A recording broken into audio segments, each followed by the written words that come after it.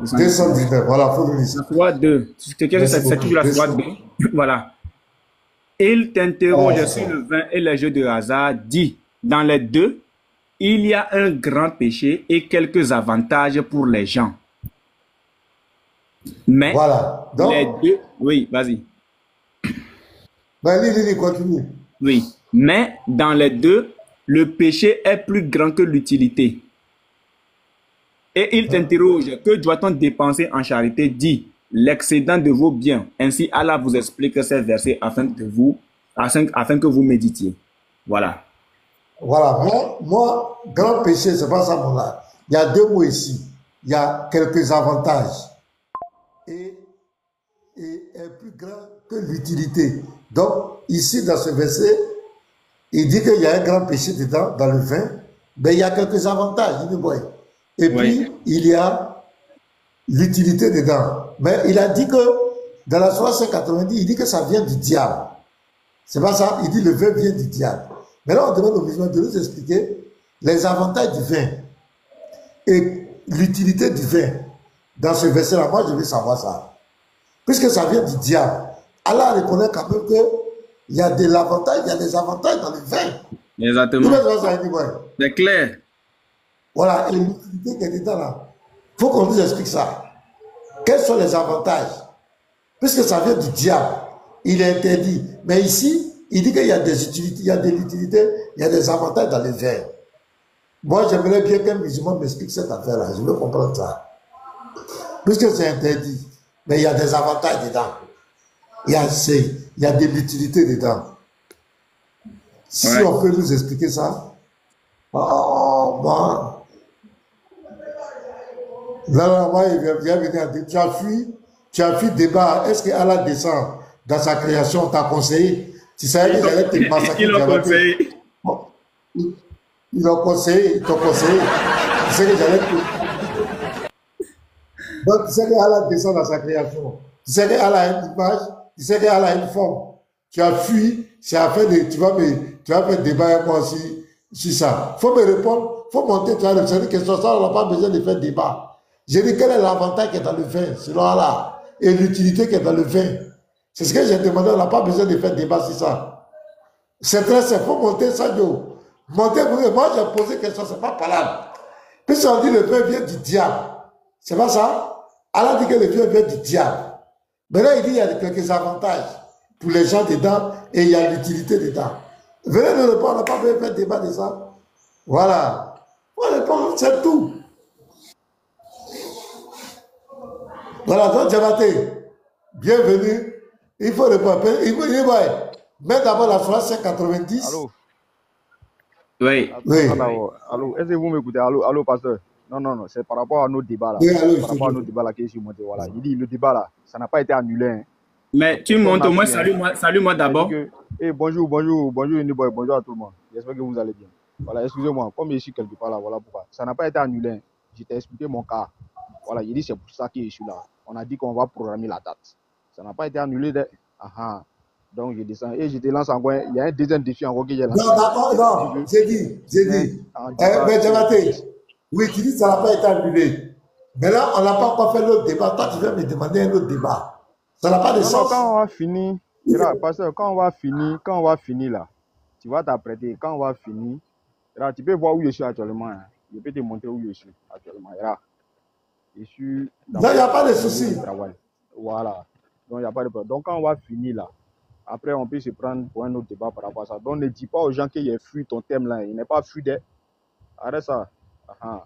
Je suis là. Le thème est toujours maintenu. Donc, vous laissez ça. Oui, mais là, c'est quand? C'est quand on va faire? C'est quand on va faire, Diabaté? Non, moi-même, je vais t'écrire. C'est quand on va faire? Là, moi-même, je vais t'écrire. Là, actuellement là. Là où je me trouve. Je suis à nos bureaux là actuellement. Donc, mon programme là, c'est ça, je suis en train de voir comment ça va s'établir. Voilà, c'est ça, je suis en train de voir comment ça va s'établir. Et ensuite, je vais te contacter le jour où je vais avoir le temps de truc. Et puis, on va s'écrire, quoi. C'est tout. Faut pas t'inquiéter. D'accord, il n'y a pas de souci. D'accord, tu me demandes, comme on n'a pas fait ça, on a programmé, et puis tu me demandes un autre débat. C'est ça, ça m'a paru un peu bizarre. C'est comme si tu as classé l'autre. Donc, c'est normal que je dise que tu fuis. Tu fuis le Non, thème. voilà, on peut programmer ça autrement après. Il n'y a pas de souci. Voilà, d'accord. Donc, ne me demande plus de débat. Tant qu'on n'a pas fait ça, est-ce qu'Allah descend? Si on Est-ce a qu'elle a fini une ça, forme? Est-ce qu'elle a une image? Ton Dieu, est-ce qu'il a une image, il a une forme? Il descend dans sa création. Faut attacher ta ceinture, hein? Je vais te fumer, diamanté. Le second débat là, c'est sur quoi? Le second débat là, c'est sur quoi? Le second Voilà, débat. la question là, diamanté. Attends, je vais, diamanté. La question là, Allah dit qu'il y a quelques avantages dans le vin. Et puis il y a de l'utilité dans le vin. Est-ce que tu peux nous expliquer ça? L'avantage qui est dans le vin. voilà. Voilà, je vais essayer d'apporter une petite précision par rapport à ce que tu as dit. Ouais, j'ai l'impression que tu as mal compris Ouais. le verset en fait. Bon, comme d'habitude, voilà, tu tires tous les versets du Coran dans leur sens. Voilà, et le verset est clair. Voilà, sourate 2, le verset 129 qu'on vient de lire. Dans cette sourate-là déjà, Dans cette on nous dit de faire quoi? 219, pas 219, voilà, 219.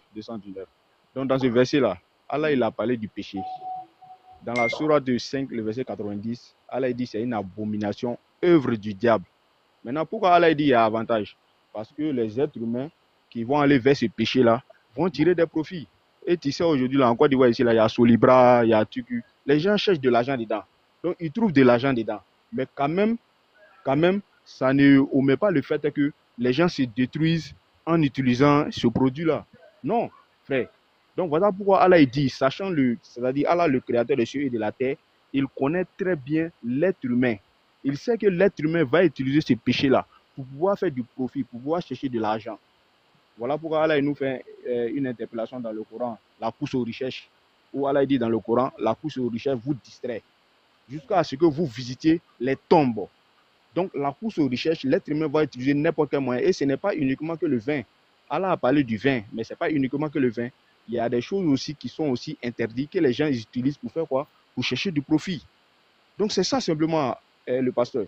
Tu vois, donc les gens vont utiliser ces moyens-là pour se faire de l'argent. Mais Allah il dit quoi? C'est quoi? Que c'est un péché pour celui-là même qui va s'en approcher. Donc ce qui est plus important dans le verset là, c'est le péché et non l'utilité que les hommes vont avoir. Allah il nous a mis en garant. Allah il dit, il y a un péché, c'est l'œuvre du diable. Écartez-vous-en afin que vous ressusciez. C'est tout. Donc c'est là que tu dois mettre l'accent et non sur l'utilité. L'utilité là, c'est pour les êtres humains. Quand toi, ça sera utile pour toi dans ce bas monde-là, hein. Mais est-ce que tu vas avoir la récompense de ça dans l'au-delà? Non, frère. Tu vas utiliser ça ici, mais c'est un péché pour toi et le péché va t'accompagner dans l'au-delà. C'est tout, pasteur. Donc, voici un peu l'explication. Ok, non. Voilà, je peux répondre maintenant. Ok. Il dit quoi? Dans les deux, regarde. Il dit, il t'interroge sur le vin et les jeux des hasards. Dis. Non, pasteur, moi, je suis actuellement là, il va descendre. Hein. Il faut m'écouter avant de te parler. Donc, tu peux partir. Non, pardon. Voilà, voilà. Ok. Dis. Dans les deux, il y a un grand péché et quelques avantages pour les gens. Donc, ici, c'est Allah qui déclare, celui qui confirme qu'il y a des avantages dedans, dans le vin. Et le jeu hasard même est dedans. Or, c'est la même chose, il a dit que c'est l'œuvre du diable, c'est une abomination. Il dit ici, il y a quelques avantages pour les gens. Mais pour les deux, le péché est plus grand que l'utilité. Donc, c'est Allah même qui reconnaît qu'il y a des avantages, il reconnaît qu'il y a de l'utilité dedans. C'est ton Dieu même qui le déclare. C'est ton Dieu qui le déclare. Maintenant, on va nous expliquer l'avantage là. De nous expliquer l'utilité là, tu parles des péchés. Maintenant, sur la 47-15 là, le ruisseau de vin dans le paradis d'Allah là, ça c'est pourquoi le ruisseau de vin. Mais ce même vin là, il doit se retrouver dans le paradis d'Allah, dans l'au-delà. Le ruisseau de vin là, c'est pourquoi. Puisque Allah a déjà dit que le vin c'est l'œuvre du diable. Maintenant, le vin qui va se retrouver dans le paradis d'Allah là, c'est quel vin? Puisque nous, les personnes n'a goûté. On ne sait pas c'est quel vin qui est là-bas. Pourquoi défendre le vin? Tu dis que c'est l'œuvre du diable. Toi-même, tu dis qu'il y a des avantages dedans.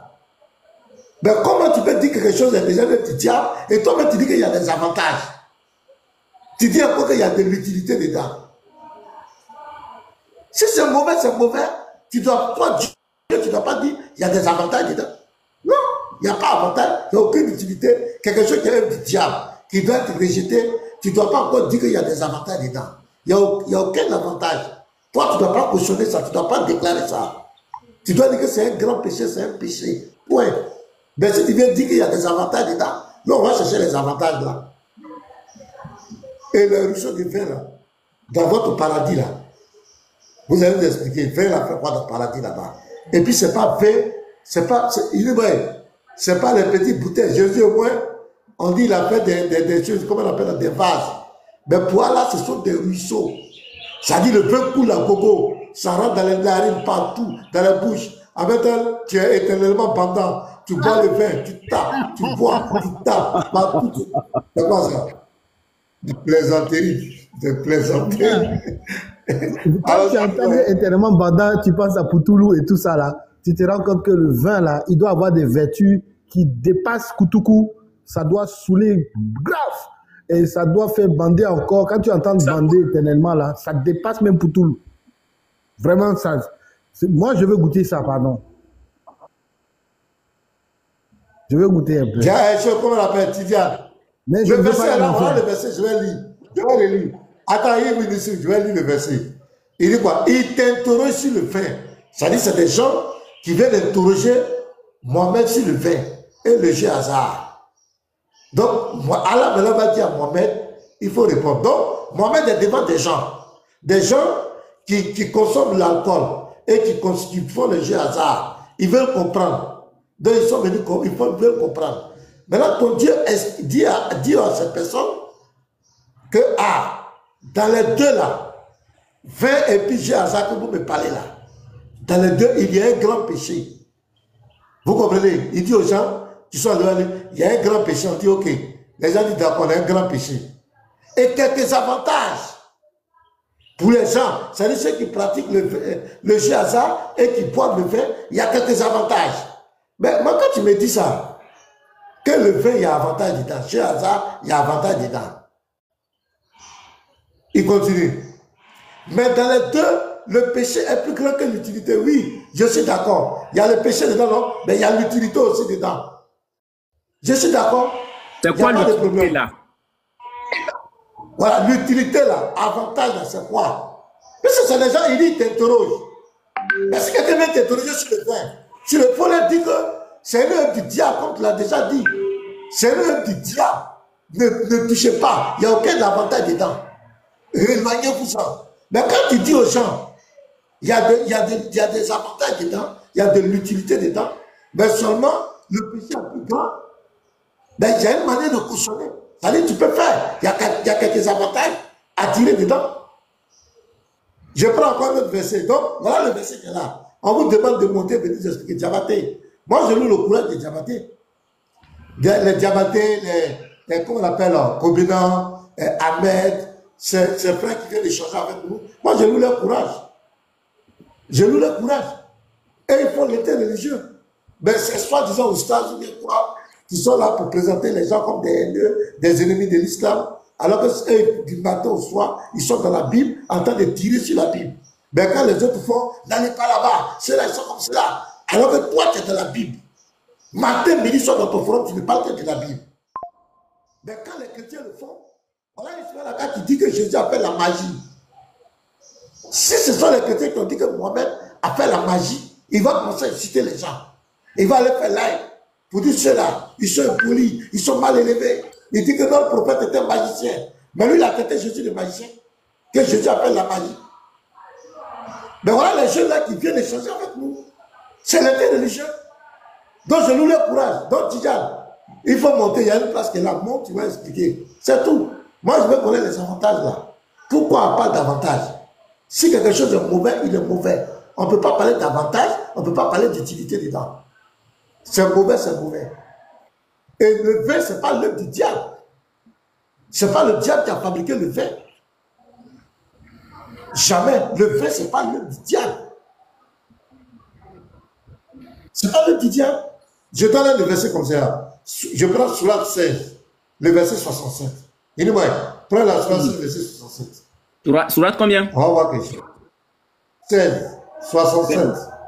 16, 67. Boy, je bug ou bien tu as coupé les commentaires? Non, là tu bugs.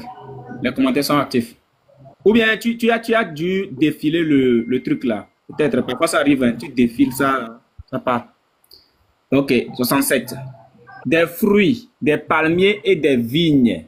Vous retirez une boisson enivrante et un aliment excellent.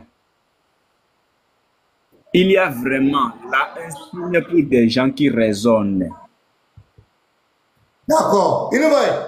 Oui. Selon le contexte, Oui. après, selon le contexte de l'islam, qui a créé les palmiers? Allah subhanahu wa ta'ala. On prend le contexte de l'islam. Qui a créé les vignes? Azawajal, Qui a pasteur. créé les vignes? Allah Azawajal. Mais c'est pas dans la Bible qu'on enlève le vin. Ouais. Qui a mis vin là-dedans? Et des vignes, vous retirez une boisson enivrante. Voilà. Qui a mis ça dedans? Est-ce que c'est Satan? Il est vrai. Est-ce que c'est le diable qui a créé la vigne? C'est Azawajal. Azawajal. Est-ce que c'est le diable qui a créé la vigne? Azawajal. Le palmier où on enlève bandit blanc dedans là. Qui a mis bandit là-dedans? Qui a mis ça dedans? L'aliment excellent là. Qui a mis ça dedans?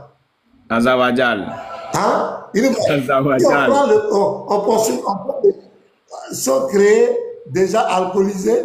Non, mais il y a ça est dedans. Voilà, c'est Azawajal. Toujours Azawajal. Donc, vin là, qui allait mettre ça dans la vigne là? Bandit là, qui a mis ça dans la palmier? Mais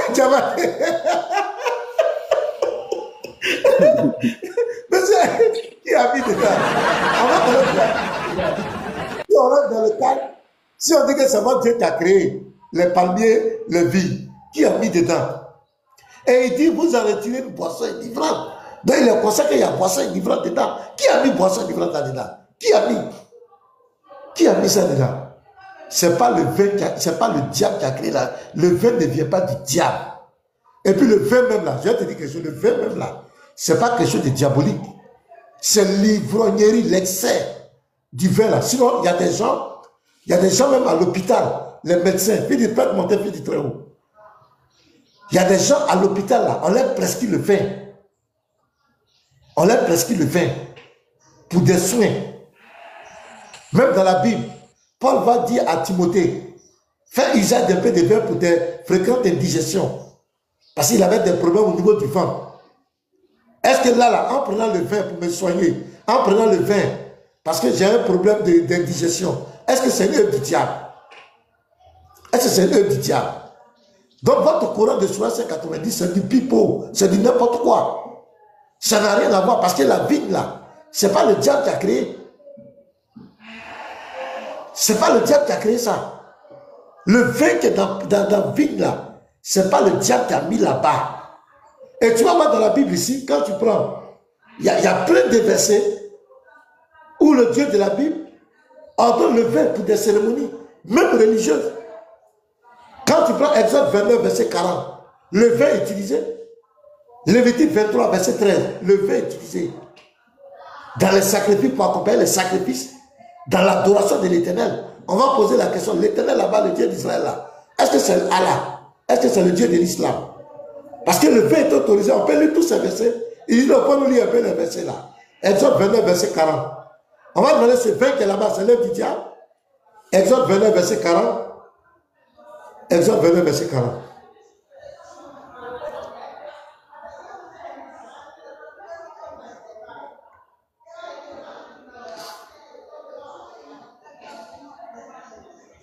Muté, Il va boy. dire muté. Ok. Exode 29, 40. Attendez, je prends ça.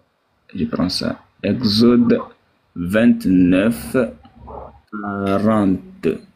Voilà. Tu offriras avec le premier agneau un dixième d'épha de fleur de farine pétrie dans un quart de 1 d'huile d'olive concassée et une libation d'un quart de 1 de vin. Ouais, il est vrai. Ce vin là, ça vient du diable. Ah, C'est l'Éternel qui en donne. Prends encore Lévitique 23, verset 13. On va aller. Lévitique 23, 23. 13. Alors, Le vin n'est jamais une œuvre du diable. Jamais. Voilà, allons-y. vous y joindrez une offrande de 2 dixièmes de fleur de farine pétrie à l'huile comme offrande consumée par le feu, d'une agréable odeur à l'Éternel, et vous ferez une libation d'un quart de de vin. Encore, le vin est là. Nombre 15. Alors, nombre 15, verset 5. Nombre, combien? 15. Nombre Verset 15, 5. Alors, et tu feras une libation d'un quart de vin avec l'holocauste ou le sacrifice pour chaque agneau. Tout ça, la libation, là, c'est pour l'Éternel. Hein? Toujours C'est à le l'honneur de l'Éternel. On lit le verset 7 encore. Le Le verset verset 7. 7. Et tu feras une libation d'un tiers de vin comme offrande d'une agréable odeur à Ça, c'est l'Éternel. devant l'Éternel. Hein? Devant Toujours. l'Éternel. C'est qui ça? On va encore, va au verset 10. Au Lis le verset verset 10. 10. Ouais. Et tu feras une libation d'un demi de vin. C'est un sacrifice consumé par le feu d'une agréable odeur à l'Éternel. Toujours C'est agréable à qui? à Et que ici, c'est agréable à qui? l'Éternel. À l'Éternel. On va poser, est-ce que c'est Allah? Est-ce que Est-ce que c'est c'est le Allah? Dieu du Coran? Point d'interrogation. Tu le du diable. Alors quoi? Deutéronome 14, verset 26. Alors, Deutéronome 14. des plaisanteries. Est-ce que tu connais la coutume des Juifs? Les Juifs, là, quand il y a les cérémonies, là, le vin est un symbole de joie. Dans les mariages, vous pouvez taper partout. Est-ce que le vin fait partie des... Et il dit que Jésus est venu faire de la magie. C'est la coutume, c'est la tradition juive. S'il y a mariage, qu'il n'y a pas de vin là, c'est qu'il n'y a pas de mariage. C'est les Juifs. C'est ça qui les réjouit. C'est un moment de réjouissance. Pour eux, c'est un moment de joie. Deutéronome 14, verset 26. Dis-moi comment. Deutéronome 14, 26. Oui. Alors, là, tu achèteras avec l'argent tout ce que tu désireras, des bœufs, des brebis, du vin et des liqueurs fortes. Tout ce qui te fera plaisir, tu mangeras devant l'Éternel, ton Dieu, et tu te réjouiras, toi et ta famille. C'est Dieu, c'est qui a donné ça? C'est Satan. L'Éternel lui-même. C'est Satan. L'Éternel lui-même.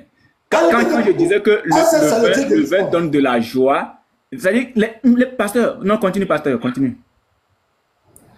Allons-y seulement, preuve le Somme 114, le verset 14 à 15. Alors là-bas. 114. Il dit c'est l'œuvre du diable. Somme 114, le verset combien? Parce qu'il y a quelqu'un qui cherche pas, il y a ce qu'il t'a dit là. Hein. Il dit que toi, tu confonds vin des palmes avec. Tu confonds bandit avec vin. Il ne sait pas que le bandit, là, on appelle ça le vin des palmes aussi. Est-ce que vous allez comprendre quelque chose? Somme 114, combien, pasteur? Somme 114. Somme 114. Le verset 14 à 15. 14 à 15.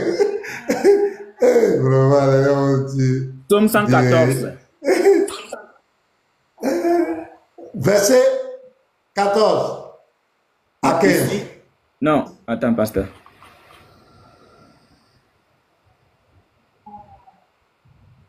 Somme 114. Somme 104, pardon. Oh, 104, okay. 104, pardon, Ok. Somme 104, pardon. Ok, voilà. Moi, je t'ai dit en erreur.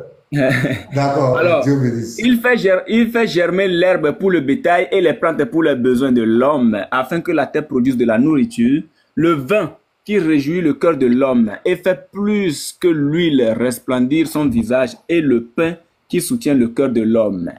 Le vin qui réjouit le cœur de l'homme. Le vin qui réjouit, c'est les Juifs là. Chez les Juifs là, c'était la tradition. Quand il y a les cérémonies, il y a les fêtes, ils prennent le vin pour se réjouir. C'est pas que ce sont des ivrognes comme ça qui disent non. Quand il y a les cérémonies, le vin est un symbole de joie. Comme tu dis, depuis, même il dit, boy. C'est pourquoi même le Seigneur, dans Matthieu 26, le verset 27 à 28, quand il était en communion avec ses disciples, ils envoyaient le vin, mais pas pour se livrer. C'est juste un symbole de, comment on appelle, de truc. Et puis, on l'a dit, Melchisedec, quand il est venu devant Abraham, il envoyait du pain et du vin. C'est l'œuvre du diable. Le vin que Melchisedec a envoyé devant Abraham, là, il dit, ouais, c'est le diable. Ouais. Ah, point d'interrogation. Hein? Le fait que Melchisedec a envoyé devant Abraham, c'est ce truc. C'est l'ivrognerie qui est condamnée. Sinon, le vin n'est pas une œuvre du diable. Parce que même en médecine, il y a des gens qu'on leur donne, parce que le vin a des caractéristiques thérapeutiques. aussi. Ça soigne, c'est pas seulement du diable. C'est l'ivrognerie que Dieu condamne. C'est quelqu'un qui va prendre son temps à se saouler la gueule. Il boit ici, mais même dans la société, quand tu es un ivrogne, personne ne te considère. Quand tu parles, on dit voilà, le soulard là, il a encore. Lui là, il est saoulé encore. Ne le considérez pas. Mais le vin même, à l'origine, n'est pas du diable. Les vignes là, c'est Dieu qui a créé l'Éternel. C'est lui qui a mis vin là-dedans. C'est lui qui a mis. Donc ceux qui disent que le vin est du diable, vous avez menti. Tu dois expliquer-nous pourquoi devant l'Éternel les cérémonies religieuses, les parfums agréables, les cérémonies, l'Éternel n'a pas condamné le vin. Pourquoi on lui a envoyé ça et puis il dit que c'est agréable. Il n'a pas condamné lui-même l'Éternel. On fait des libations de vin. Ce Dieu-là, pourquoi on leur pose la question? Quand on vous dit qu'on n'adore pas le même Dieu, vous connaissez ce musulman. Ce Dieu-là, devant qu'on fait les libations de vin là, est-ce que c'est Allah, le Dieu de l'islam? Est-ce que c'est le Dieu de l'islam? Répondez-nous. Question. Kobena, voilà Kobena. Attends, je viens. Kobena, c'est le plus gros menteur de la terre. Kobena. Hier, Kobena a rejeté toutes les sources de ses savants. Moi-même, j'étais dépassé. Non, hier, c'était extraordinaire. Et les musulmans sont les plus. Ils sont hypocrites, les frères. Ils savent que la prédestination existe en islam. Il n'y a pas un musulman qui peut nier ça. Mais hier, ils étaient en train de soutenir Kobena parce qu'il était en face d'un chrétien. Le musulman, même quand quelqu'un meurt, il dit que c'est Allah qui l'a voulu. Si quelqu'un est pauvre, le musulman dit c'est parce qu'Allah voulait qu'il soit pauvre. Dans le Coran, c'est Allah qui est là. C'est Allah qui est guide. Si Allah n'a pas ouvert ton cœur à l'islam, tu ne peux jamais devenir musulman. C'est écrit dans le Coran. Alors que je suis le musulman, si c'est pas Allah qui ouvre ton cœur à l'islam, tu ne peux jamais devenir musulman. On donne des sources, hier le type a passé son temps à rejeter les sources. Je comprends pourquoi Haroun les combat. Je vois ce que Haroun les reproche. Ça veut dire qu'il faut parler, il faut débat avec les savants. Ibn Kathir dit clairement que celui qui nie la prédestination est un mécréant. Mais il est petit là. Et je vois des imams, l'imam m'a dit, il m'a trop fait rire. Quand il parlait, moi je savais qu'il voulait dire la vérité. Et Patrick il dit, il faut faire attention, hein, sinon ils vont enregistrer, vous dites que tu es en train de ce qu'on appelle de réfuter Kobena. A dit, vous savez que la prédestination existe en islam, et tout ce qui se passe, c'est Allah qui l'a décidé, avant que les gens viennent sur la terre. C'est qu'un musulman qui peut nier ça. Donc moi j'ai fini, je me mute. Merci. Ok, merci beaucoup, pasteur. Je vais rectifier un truc que vous avez dit. Même les œuvres, quand on a lu libation dans la Bible, je vois Papa Tidiane mettre en commentaire libation, vous êtes devenu kamit. C'est-à-dire que le français, c'est un problème pour l'islam. Écoutez bien, une libation, en français, une libation, c'est le fait de répandre un liquide en l'honneur d'une divinité. Donc, si tu prends de l'eau que tu verses sur un sacrifice, tu asperges sur un mouton, tu as fait une libation. Si tu prends de l'eau ou bien un liquide quelconque et que tu verses ça sur un objet, par exemple l'âge de l'alliance, pour purifier l'âge de l'alliance en l'honneur de ton Dieu, tu viens de faire ce qu'on appelle une libation. Ça n'a rien à voir avec le fait de verser l'eau par terre pour parler à ses ancêtres. La libation en français désigne tout simplement le fait de répandre un liquide en l'honneur d'une divinité, en l'honneur d'un Dieu. C'est un mot français. Voilà, c'est un mot français. Ils ont entendu libation là. Pour eux, le Dieu des Juifs là, on verse l'eau par terre, on parle aux ancêtres. Musulmans même, je ne sais pas, c'est l'école qui vous a manqué. Hein. Non mais, frère, Boukhari 1913, ce sont des gens, c'est une communauté qui est complètement illettrée. Mais tu vois, même ce que tu viens d'expliquer tout à l'heure là, tu peux lui demander de répéter ça juste après 5 minutes, il ne va pas pouvoir le répéter. Bon, pasteur, tu viens de parler de quelque chose là. Écoutons Diabaté ici, avant de continuer la vidéo de l'autre côté. Écoutons Diabaté. Le verset coranique est le Coran est là. Mais est-ce que quand le Coran est là, on doit encore ajouter le prophète encore? Écoutez bien. est-ce que quand le Coran est là, on doit encore ajouter le prophète? Ceux-là, ce sont des mécréants. Écoutez encore. Attendez, le volume est trop bas là. Ah.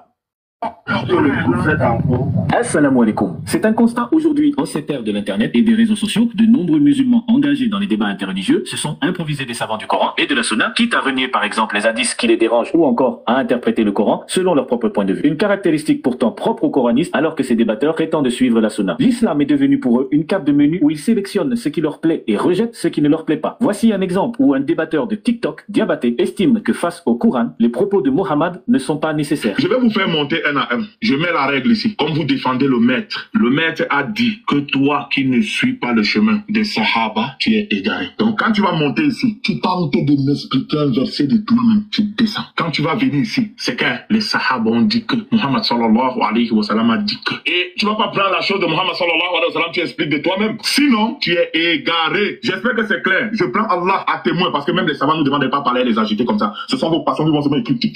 C'est quand ils jouent à vous comme ça. Donc toi qu'on va faire monter, Diabaté, tu demandes à monter. Diabaté va te faire monter. Hein? Mon frère Villa, tu veux monter ici, tu as dit que les chrétiens étaient musulmans. Je veux que Muhammad sallallahu alayhi wa sallam a dit ça. Ok, sur 383. Sur 383. 83, ok. Ah, j'avais mis 80, c'est pas grave, on est à 3 par ici. 1, 2, 3, ok. C'est ça, non, Diabaté? Ouais. Donc, je vais donner mon explication. Hier, quand j'ai donné mon explication de Muhammad sallallahu alayhi wa sallam. Je viens, non, je viens. J'ai dit, il faut que je récapitule. J'avais dit auparavant qui t'a défendu. C'est que tu as fait. Non, écoute-moi, mon ami, je suis pas comme ça. Écoute-moi, tu montes ici pour dire que Muhammad lui a dit que tu vas donner ton explication. Tu vas donner ton explication. Tu peux me donner le verset coranique déjà. Je donne d'abord le verset coranique que je tiens. Non, mais tu donnes le verset coranique et tu le Coran est là. Mais attends, est-ce que quand le Coran est là, on doit encore ajouter le prophète encore? Est-ce que quand le Coran est là, on doit encore ajouter le prophète encore? Bon, pasteur, ton avis, ton impression, qu'est-ce que tu penses de ça? Est-ce que quand le Coran est là, on doit encore ajouter le prophète? Est-ce que la Sunna est encore importante dans ce cas, pasteur? Il est devenu coraniste. Ça, c'est la doctrine des coranistes. C'est ça le coraniste qui dit ça. Le coraniste dit qu'on n'a pas besoin de quelque chose d'autre que le Coran suffit. Et les slogans, c'est quoi? Le Coran seul. Donc, Diabaté est devenu coraniste. En même temps. Et c'est très grave. Pour un sinistre. Quelqu'un qui est sinistre. Et est-ce que vous avez la vidéo de Kobela où il a menti devant Haroun et puis Haroun l'a viré là? Qui a ça? Garizim doit avoir ça. Garizim doit avoir ça. Oui, il ça. a menti là. Garizim doit avoir ça. Oh, taguez-moi Garizim. Où il a menti. Et devant son frère musulman, il a menti. Il met un commentaire, c'est toi qui n'as pas compris. Hier, tu as rejeté tout. Tu as dit qu'il n'y a pas de prédestination en islam. Tu as tout rejeté hier. Malgré les tests clairs. Sans ambiguïté, le type a rejeté tout hier. Et j'ai vu l'hypocrisie. Voilà.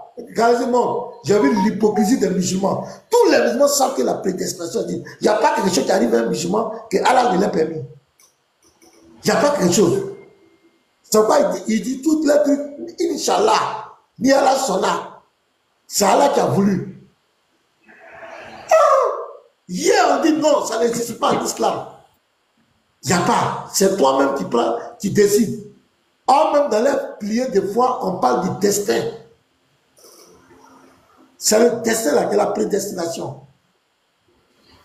Serviteur d'Allah, est-ce que la prédestination existe en islam? Il faut monter. Non, lui seulement. Il faut faire ta demande. Pasteur, c'est parce que Yeshua voulait enseigner. Sinon, quand il a fini de lire Ibn Kathir, le débat était fini. Ibn Kathir est clair. Tous ceux qui ne croient pas en la prédestination que les musulmans sont parmi les cadarites, c'est des égarés. C'est-à-dire que quand Yeshua a fini de lire Ibn Kathir, le débat était terminé. Tu as la source là. Tu as la source là où Yeshua avait lu là.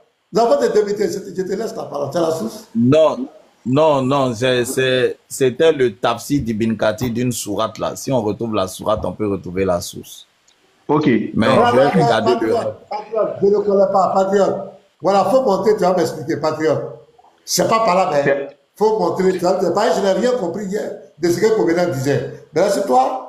Parce que les textes que Yeshua disait, c'était clair. Allah a créé, il a prédestiné tout. Avant de créer, il a fait ça, c'était clair. Il a même décrété des choses. Bon, moi, je ne comprends pas. Si tu peux monter, patriote, faites attention. Vous juste expliquer, ce n'est pas un débat. Il faut nous expliquer. Peut-être, je ne connais pas. Je ne suis pas censé. Patriote, même d'ailleurs, il n'est jamais monté sur moi. Attends, Patriote, même d'ailleurs. Patriote, il faut monter. D'ailleurs, tu n'es jamais monté sur moi. Chez Boy. Il m'a envoyé un message, voir.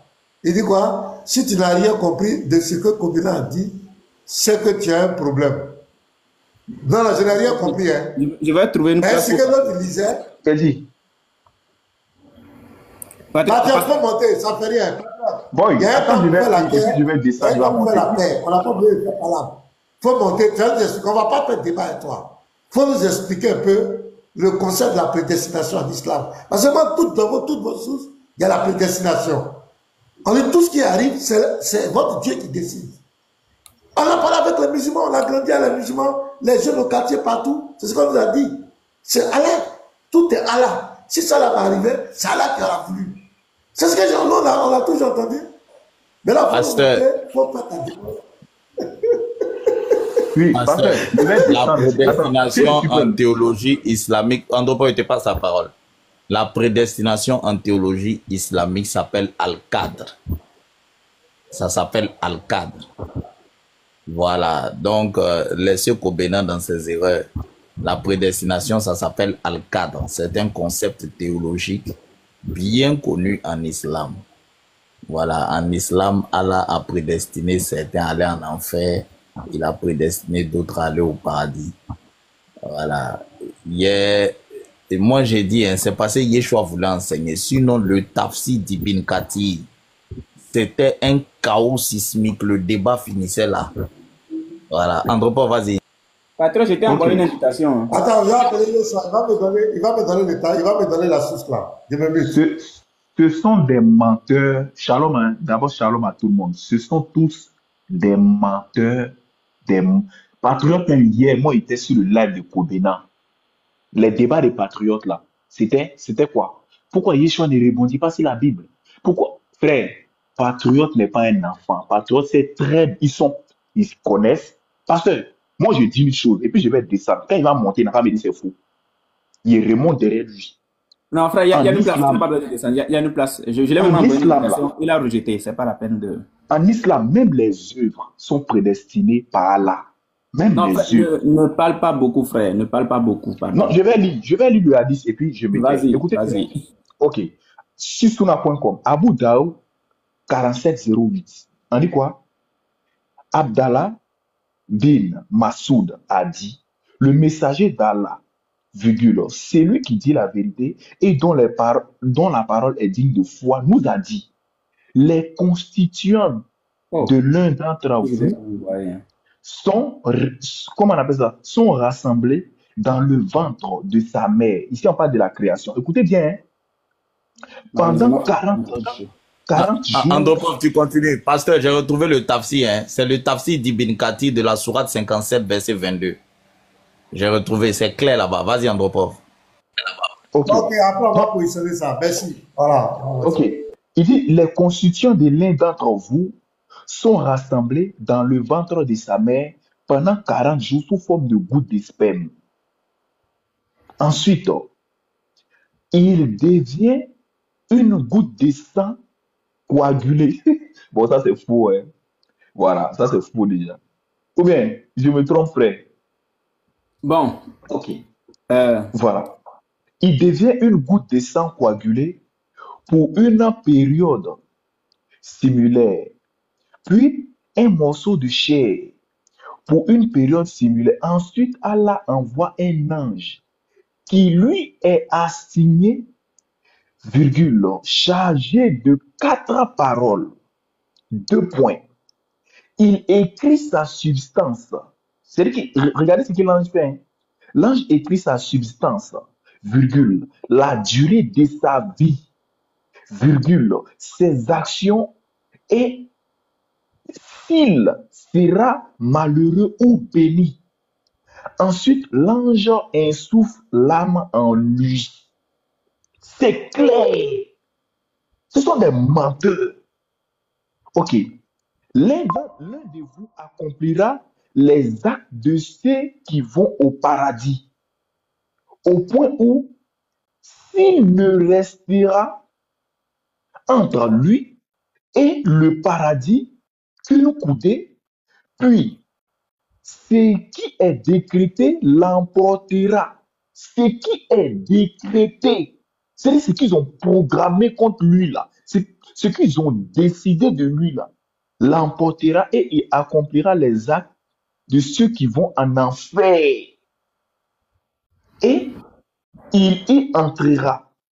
Et l'un d'entre vous accomplira les actes de ceux qui vont en enfer, au point qu'il ne restera entre lui et l'enfer qu'une seule coudée.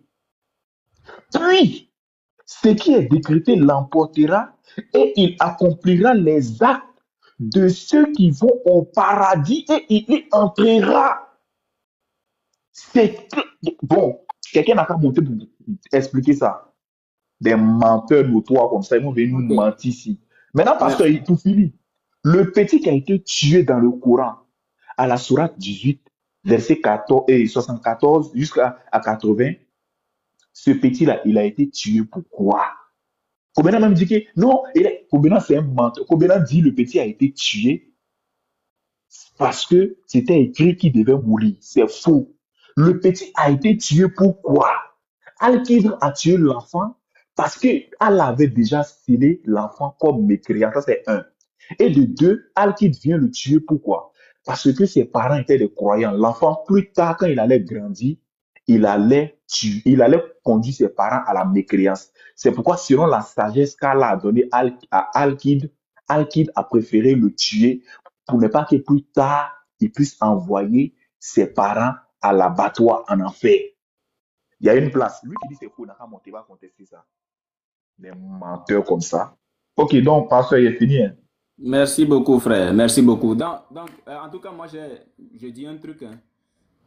Le débat s'est passé hier. Bon, voilà. Moi, ce que je dis, ce matin, je l'ai dit, entre l'islam et le christianisme, quelle est la voie du salut? Le musulman qui est prêt, je suis son homme.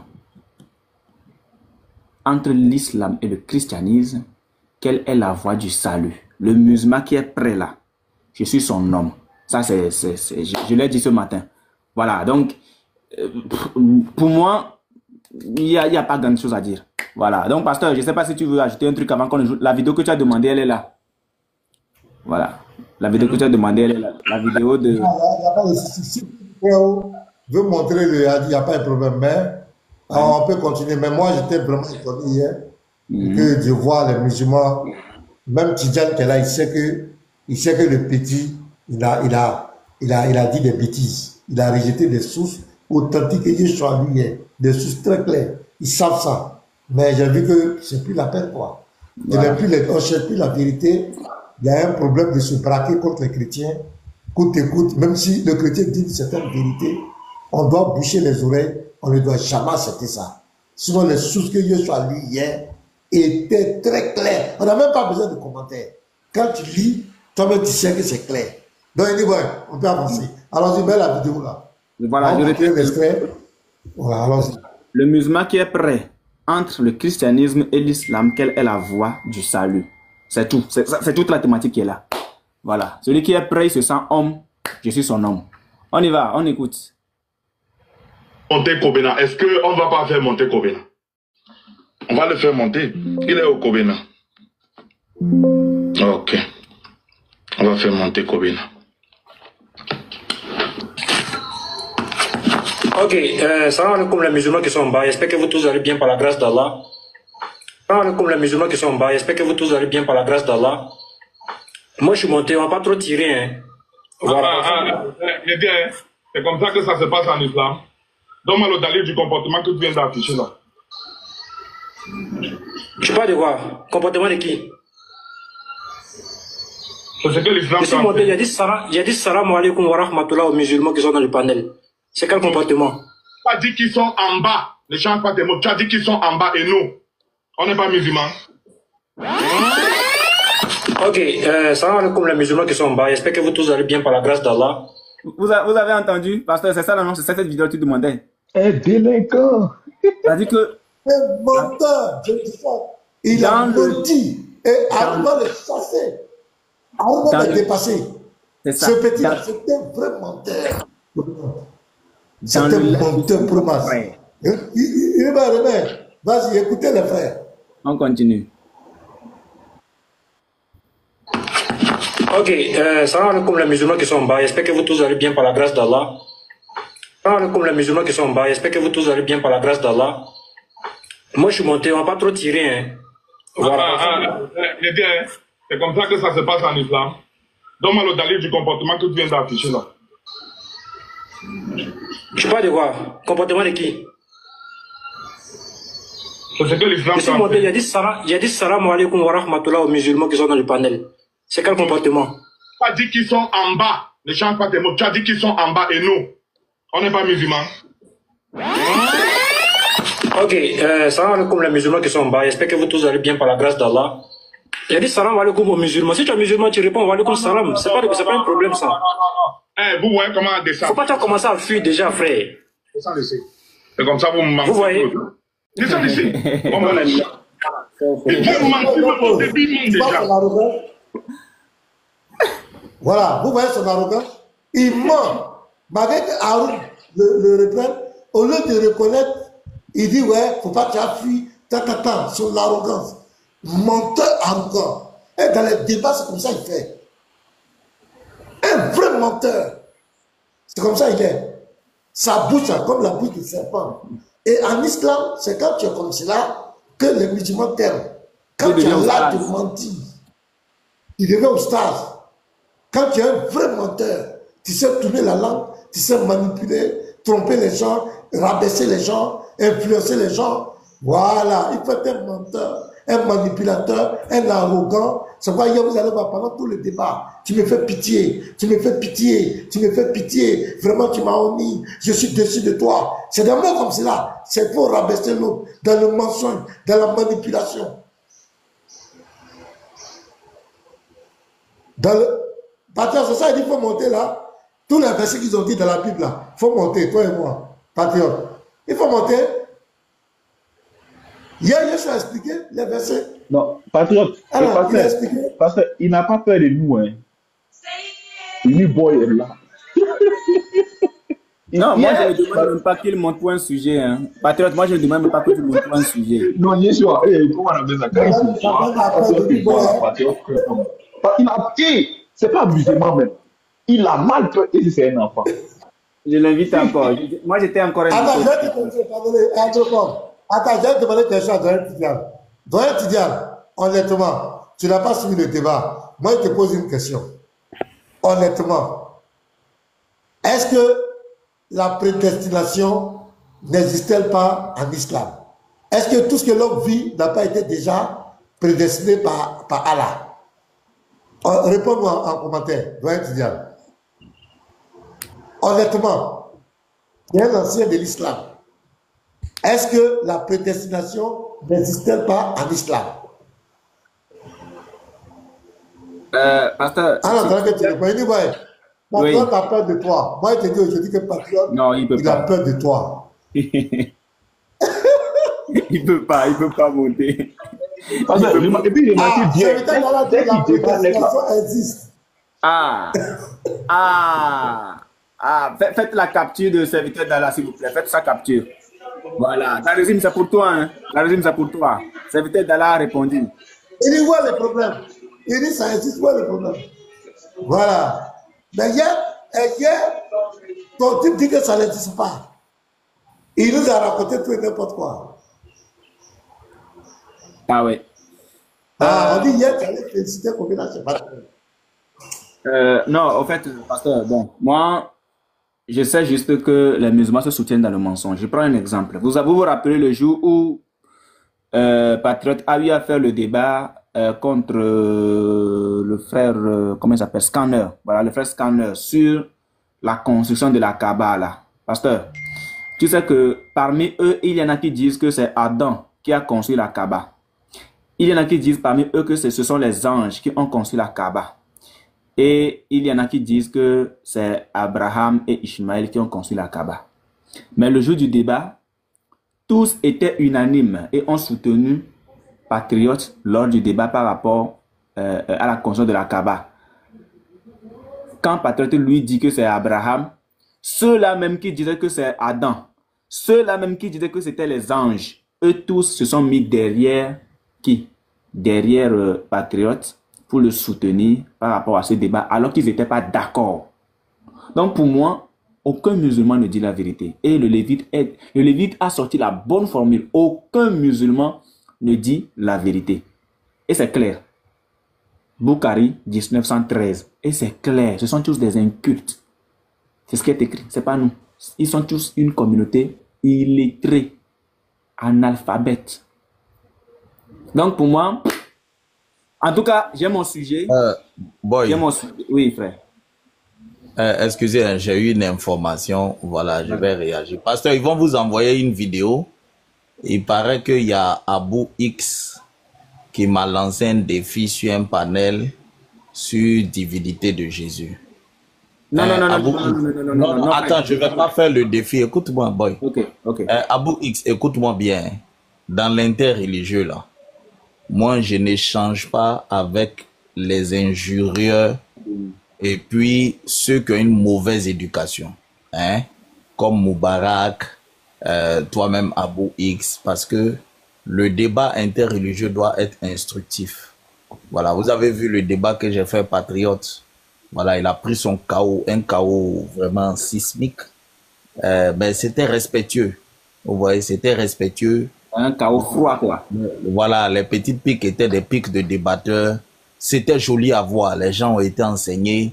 Voilà, un match vraiment très éthique où il a pris vraiment un chaos monumental. Il est parti tout en caressant ma barbe. Voilà, merveilleusement, en caressant mes cheveux. Il était vraiment terrassé, vaincu. Mais voilà, c'était des joutes de gentlemen. Voilà, il a pris son chaos, on s'est bien salué. Mais Abou X, je ne sais pas qu'est-ce que ton débat va apporter sur le plan intellectuel aux gens. Parce que en termes d'éducation, tu n'es pas un exemple.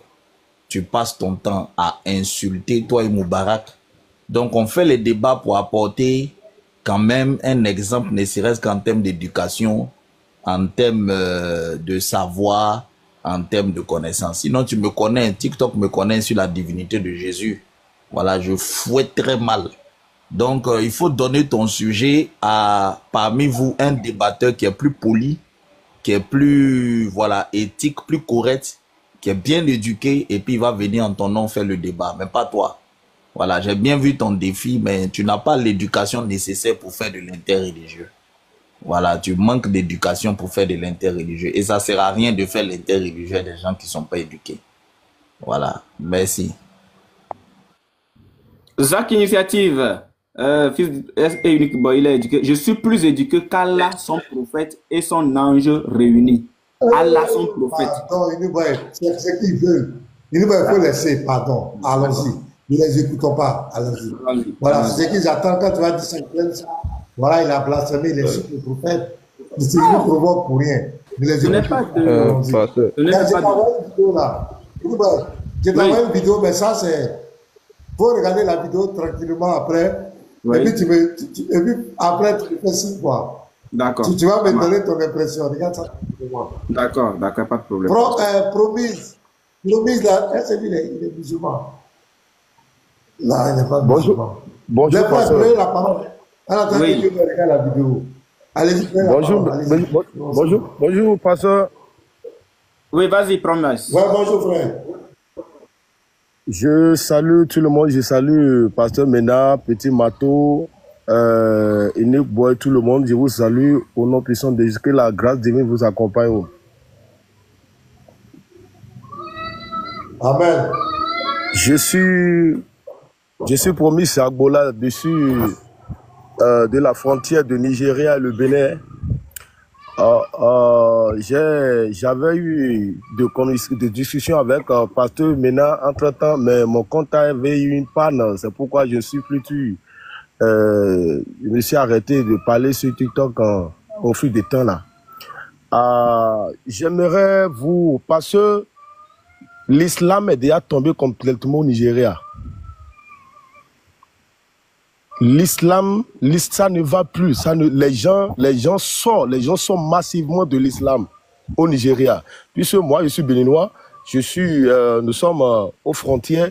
Et puis parce que j'aimerais même poser cette question à tous les chrétiens, de poser cette question-là aux musulmans. J'espère que Pasteur Mena est d'Abidjan, hein, j'espère, ainsi que les autres. Moi, je suis béninois. Il faut qu'on pose question à nos frères musulmans. Qu'est-ce que, en matière de technologie, qu'est-ce que l'islam nous a, 5 choses que l'islam nous a emporté de bon à Abidjan et par exemple au Bénin, que nous utilisons au jour le jour, que les musulmans ont fabriqué, que les musulmans, et c'est pas leur technologie que nous sommes servis à utiliser ce genre de, que le truc est utile pour nous. Par exemple, pardon, le mot me manque à l'expliquer comme cela se doit, mais 5 choses que l'islam a emporté pour l'humanité. Bon, laissons l'humanité au le pays Côte d'Ivoire seul. Qu'est-ce que l'islam? 5 choses que l'islam nous a emporté. Vous avez les couteaux en Côte d'Ivoire? Vous avez les couteaux en Côte d'Ivoire? Moi, je suis béninois. Ah, ok. Vous avez les couteaux au Bénin? Il y a les couteaux. Ok. Vous avez les hijabs? Pardon? Les hijabs. Les hijabs, il y en a. Ok, d'accord. Voilà ce que l'islam nous a apporté. Les couteaux et les hijabs. Voilà. Merci beaucoup. Voilà. Merci beaucoup, frère. Alors, écoutons cette vidéo. Regardons. Écoutons. Il fallait ajouter les bayas aussi. Les bayas, comme on appelle ça.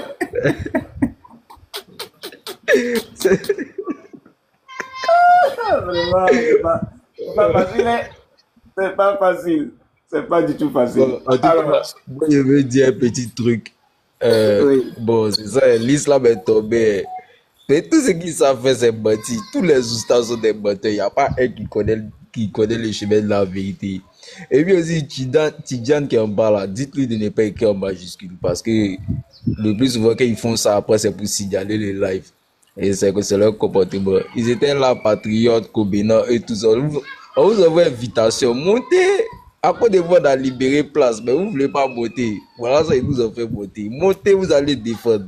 Vous êtes en bas, vous parlez d'un comédien comme ça. Bon, moi, il me mute.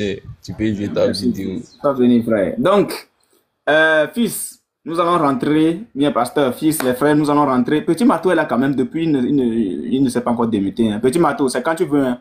Voilà, fils, on va rentrer dans la zone de turbulence. C'est-à-dire la thématique même que j'ai mise là. L'islam enseigne-t-il l'idolâtrie? C'est là où on va rentrer maintenant. Voilà, mais avant de rentrer là, il faut que je mette une vidéo d'abord. C'est très très important aussi. Hein. Voilà. Regardez la vidéo-ci. Voilà. La vidéo, elle est là.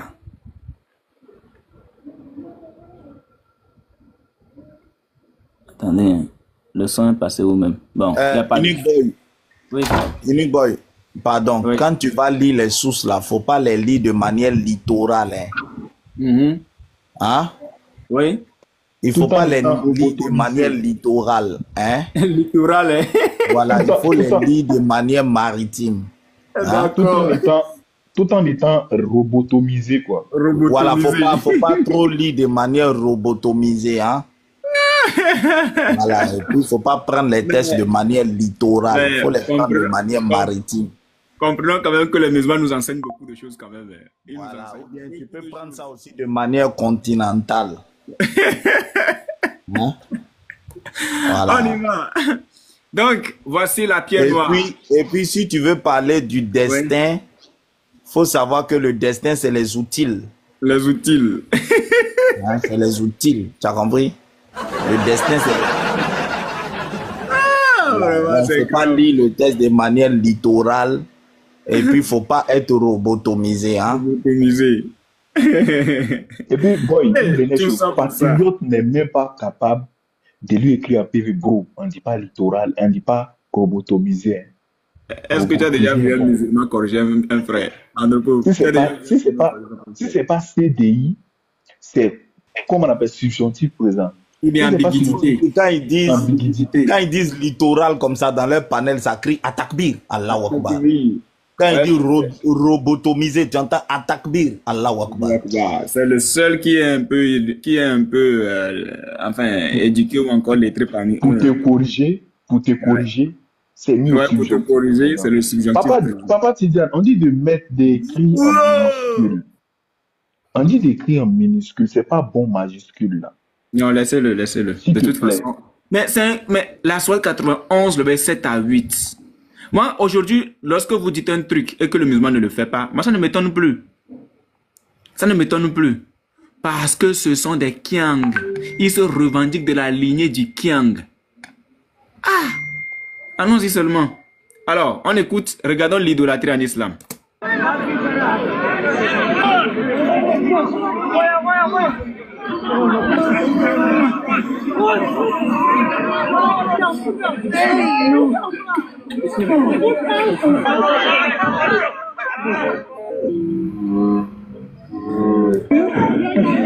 Déjà, regardez, hein, lui il met carrément même la caméra dedans.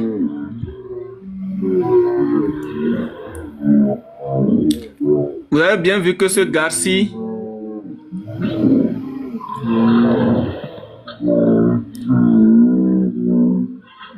on revient un peu en arrière. Regardez bien. Ce gars, déjà, il est tatoué. C'est un mécréant. Parce que selon l'islam, le tatouage, c'est de la mécréance. C'est interdit en islam. Si tu es musulman et que tu es tatoué, tu es un mécréant. Celui qui n'est pas d'accord, je lui montre le test. Voilà. Donc, lui, il rentre carrément avec son smartphone dans la vulve d'Allah. Et voilà quoi. C'est bizarre, hein. Voilà. Il a carrément mis le téléphone dedans. Donc, Allah même a senti le téléphone là-bas, dans sa vulve. Parce que selon les sources islamiques, hein, selon certaines sources, bien sûr, selon certaines sources, la pierre noire est considérée comme la vulve d'Allah. Voilà, selon certaines sources, la pierre noire est considérée comme la vulve d'Allah. Voilà. Donc, ça c'est de l'idolâtrie totale. C'est de l'idolâtrie totale. De l'idolâtrie totale.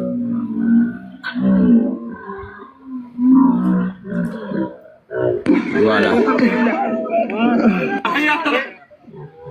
Ok. Les frères, qu'est-ce que vous avez à nous dire par rapport à ça d'abord, avant que je ne commence, bien que je ne continue? Qu'est-ce que vous avez à dire sur ce acte-là, la pierre noire qui est autant vénérée? Qu'est-ce que vous avez à dire? Oui. Au-delà de ça, moi je veux utiliser un thème, l'animisme.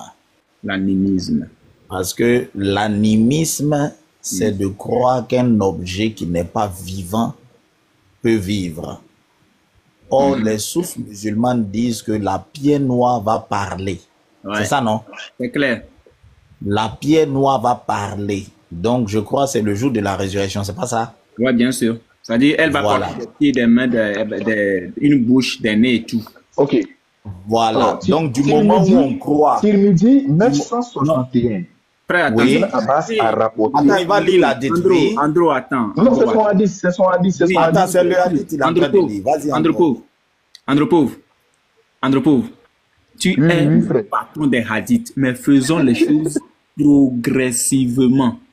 Ok, ça va. Non, c'est le hadith de la pierre noire. C'est le hadith de la pierre noire. Vas-y, oui, ce que tu as dit là, c'est le test, il est. Quand vous voyez que je donne les hadiths, c'est par rapport à ce que vous avez dit. Pour ne pas que les gens puissent discuter. Ne vous inquiétez pas. Ok. Saïd Atimidi, 961. Oui. Ibn Abbas a rapporté Oui. que le messager d'Allah a dit à propos de la pierre noire. Par Allah, Allah la révélera au jour de la résurrection avec 2 yeux par lesquels elle verra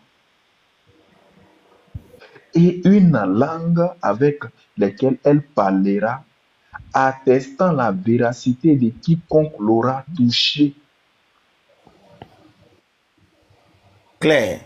Donc, Voilà. vous voyez, ça, c'est la définition même de l'animisme. C'est-à-dire, croire que des objets inanimés sont rendus vivants. Donc, l'islam, c'est pour ça que c'était intéressant le thème qu'on a traité chez Obosso, c'est-à-dire le paganisme en islam. L'islam, c'est vraiment du paganisme. Parce que au sein de l'islam, vous trouvez une philosophie animiste. Les musulmans s'en vont toucher un caillou parce qu'ils sont convaincus que ce caillou-là sera rendu vivant. Et ce caillou-là va parler. C'est exactement le concept de l'animisme. Croire que des objets inertes peuvent parler, peuvent avoir des yeux, peuvent bouger, peuvent se mouvoir.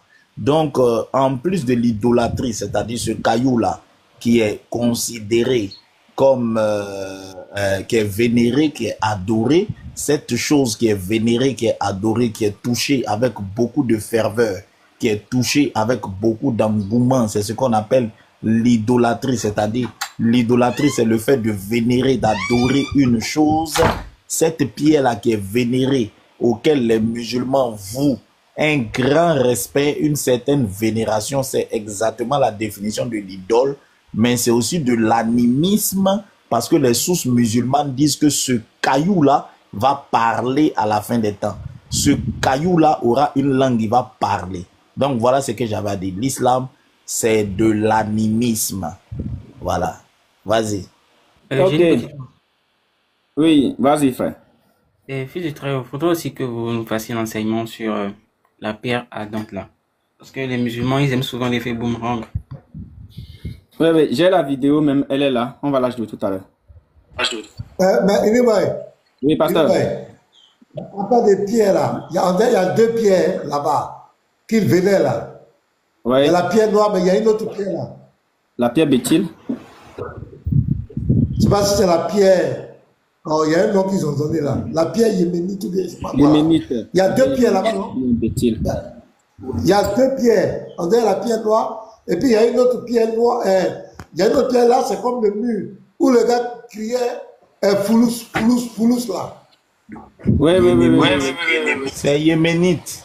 Faites mon temps. Il y a 2 pierres là-bas. Il y a 2 pierres là, les frères.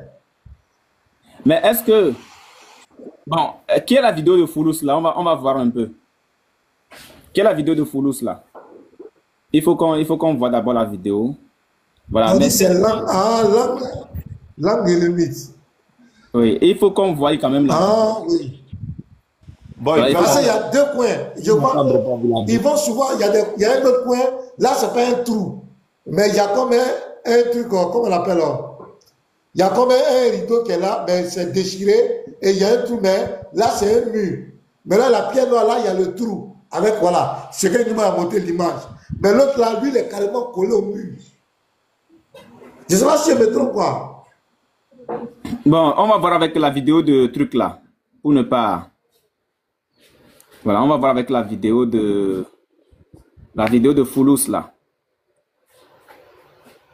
En attendant qu'on cherche la vidéo de Foulous, écoutons ce qui se dit dans cette vidéo. Voilà, il s'agit du petit serpent ancien. Hein. Voilà, le petit serpent ancien qui est encore en démonstration de force et de mensonge. On écoute. Jésus 7, 6, attends.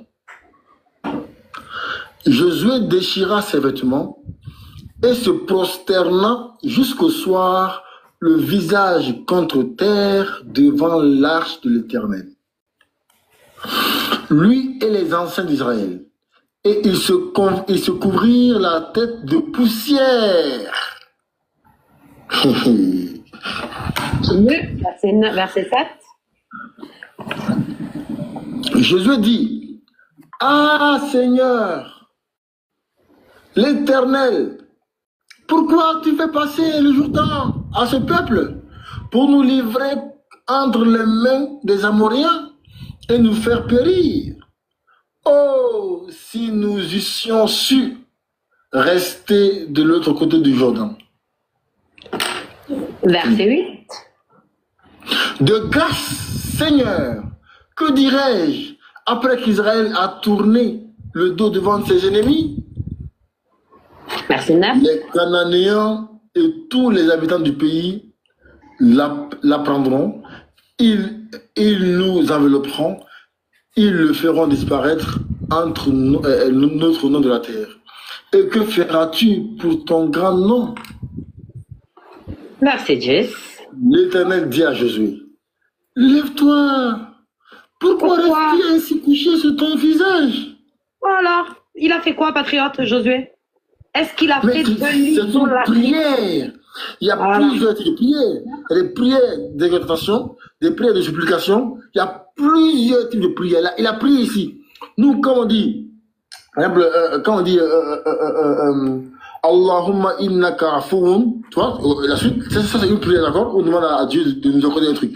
Mais quand on dit, par exemple, quand on dit, par exemple, Allahumma inna, attends, voilà, Allahumma lakal hamdu, enfin, peu importe. En fait, ça, c'est pas la même prière, tu vois? Donc là, Jésus, il prie là, il prie, c'est une prière, effectivement. Exactement. Et tout ça prosterné devant l'arche. Prosterné même. Voilà. Il s'est prosterné. Et attends, voilà. Attends. Tu sais, selon votre sœur Hiram, Josué est un idolâtre. Sabrina, en fait, le texte là, non seulement on dit qu'il était prosterné, puis on dit, on dit, visage contre terre devant l'arche de l'Éternel. Ok. Quand on dit, tu t'es prosterné, sans ajouter le visage contre terre, c'est autre chose. Là, on dit prosterné, puis on ajoute le visage contre la terre. Et ça ne suffisait pas, il a même... Bah, je me pose une question ainsi, hein. Est-ce que Josué, selon les deux là, est-ce que Jésus ne serait pas musulman? Parce que, non, attends, parce qu'il dit, Andropovi dit, Josué était prosterné visage contre terre. On est d'accord? Diane venait de nous dire que Jésus était aussi prosterné visage contre terre. Bon, si c'est Jésus, il est musulman. Mais dans ce cas, Jésus n'est pas musulman. Ok, on continue quand même. Ôter la poussière après. Il n'était pas assez prosterné. Mais c'est clair. Donc, il y a se prosterner, se couvrir de poussière et tout. Ok, on continue. C'est clair. Voilà. Mais Sabrina, il faut dire aux chrétiens que nous, musulmans, on n'a pas... En fait, lorsqu'on prie Allah, il n'y a pas d'intermédiaire. Intercesseur, bien sûr. En fait, ils ne savent pas. Ils savent, ils font exprès. Le missionnaire, il le sait que les musulmans adorent Allah, que les musulmans prient Allah. Il le sait. Son histoire des musulmans adorent la pierre noire, ça, il sait que c'est pas vrai. Il le sait, patriote. Il fait exprès. Et c'est ça qui me met en colère. C'est ça qui m'énerve. C'est quand tu sais, mais que tu fais exprès. Voilà. Parce qu'il sait très bien. D'ailleurs, il le dit. Quand il se combat ses frères-là, quand il se combat avec ses frères-là, il dit, eux, au moins, les musulmans, ils adorent un Dieu. Au moins, eux, ils connaissent le Dieu qu'ils adorent. Ils parlent jamais de pierre. Il dit pas, eux, au moins, les musulmans, ils adorent la pierre noire. Non, il dit jamais ça. Voilà. Donc, il le sait très bien. C'est ça qui m'énerve. Mais donc, ici, nous allons reprendre le texte de Josué. Josué 7, le verset 6, qui dit ceci. On va lire. On va lire. Lecture. Josué déchira ses vêtements et se prosterna jusqu'au soir, le visage contre terre, devant l'arche de l'Éternel. Lui et les anciens d'Israël. Et ils se couvrirent de poussière. Oui. S'il te plaît, je vais dire un petit truc. J'ai entendu dire que non, elle dit, lorsque un missionnaire combat ses frères, il dit que non, eux au moins les musulmans adorent un seul Dieu. Les frères, musulmans, missionnaire n'est pas notre frère. Il n'est pas notre frère. Pour nous, un chrétien qui renie la divinité de Jésus, il n'est pas chrétien. C'est un vrai musulman. La preuve même, c'est vous et puis lui qui vous entendez. Sinon, nous, on s'entend pas, lui. Hein. Deux oiseaux de même plumage volent ensemble. Mais un corbeau ne peut pas voler avec un aigle, ils ne vont pas s'entendre. Donc, si vous et puis missionnaire vous entendez, c'est parce que vous êtes pareil. Missionnaire n'est pas notre frère. C'est justement parce qu'il n'est pas notre frère qu'il nous combat. Parce que s'il était notre frère, il n'allait pas nous combattre. Et puis ça, c'est clair. Et puis même la Bible dit, celui qui ne reconnaît pas Jésus en tant que Seigneur, c'est parce qu'il n'a pas l'esprit. Mais quand tu as l'esprit, tu le reconnais en tant que Seigneur. Seigneur, ici, c'est un grand esprit. Dit que tu dois le reconnaître en tant que Dieu, pas en tant que prophète. Donc ne venez pas nous embrouiller ici. Missionnaire n'est pas notre frère. Voilà. Donc c'est ce qu'il voulait ajouter. Boy, vas-y, il faut foutre. Ok. Josué 7, le verset 6. Josué déchira ses vêtements et se prosterna jusqu'au soir, le visage contre terre. Donc retenez ceci, déchira ses vêtements.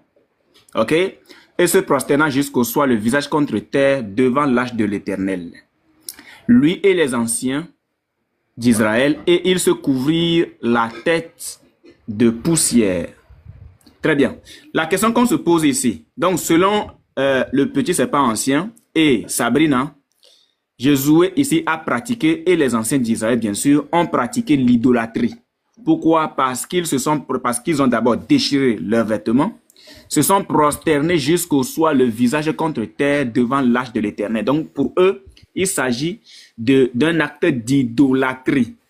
Pourquoi? Parce que nous leur avons montré, en tout cas, c'était sur le panel de missionnaire que tout a commencé hier, avec ce sujet. Et Sabrina s'est fait lamentablement fouetter. Donc, après avoir donné Josué 7,6, le petit serpent ancien, hein, le profiteur, hein, c'est lui, franchement, comme tout le monde a dit, c'est clair. Il va se saisir de ce verset et il va maintenant ouvrir un live chez lui. Il va ouvrir un live chez lui pour parler de ce sujet, pour dire que Josué était un idolâtre. Pourquoi? Parce qu'il déchira ses vêtements, se prosternant jusqu'au soir, le visage contre terre, devant l'arche de l'Éternel, lui et les anciens d'Israël, et il se couvrit la tête de poussière. Sauf que ce monsieur, j'ai comme l'impression que c'est répugnant, hein. Pour moi personnellement, ce qu'ils font c'est répugnant.